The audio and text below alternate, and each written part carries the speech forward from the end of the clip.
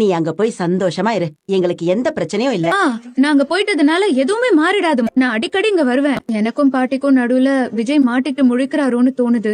இதுல யாராவது ஒருத்தர் விட்டு கொடுக்கணும்ல. நானாவே இருந்துடுறேம்மா. நீ இவ்ளோ எல்லாம் காரணம் சொல்லணும்னு அவசியமே இல்லடி. நீ அங்கதான் இருக்கணும். தாராளமா போயிரு. அவங்க வீட்டு வாரிச வேற நீ வயித்துல சுமந்துகிட்டு இருக்க. உன்னை நல்லா கவனிச்சுக்கணும்னு அவங்க நினைக்க மாட்டாங்களா? பாவம் விஜய் தம்பி வீட்டுல எப்படியோ வசதியா இருந்து எவ்வளவு கஷ்டப்படுது பாரு. விஜய் தம்பி தான் எல்லாமே. அவரும் இல்லனா பாவம் அவங்க என்ன பண்ணுவாங்க? எடுத்த முடிவு தாண்டி சரி. முடிவுல எங்களுக்கு எந்த வருத்தமும். நாங்க போயிட்டதால இங்க எதுவும் செய்ய மாட்டேன்லாம் இல்லம்மா. இப்பளம் போடுறது மத்த எல்லா வேலையும் நானே வந்து பாத்து. அவங்க என்ன இங்க தனியாவா இருக்காங்க? நாங்க இல்லையா அவங்கள பாத்துக்க? நாங்க பாத்துக்கிறோம். ஆமாக்கா, எதுவா இருந்தாலும் நானும் வேணும் கூட இருந்து பாத்துக்கோ. அதுக்கு இல்லடி, குமரன் மாமாவும் இப்பதானே மலேசியா கிளம்பினாரு. உடனே நானும் போறேன்னு சொல்றேன். அதெல்லாம் ஒரு பிரச்சனையும் இல்ல காவேரி, நாங்க பாத்துக்கிறோம். ஒரு வழியா நம்மளோட காவேரி விஜயும் அவங்களோட பாட்டி வீட்டுக்கே கிளம்பி போறாங்கன்னு.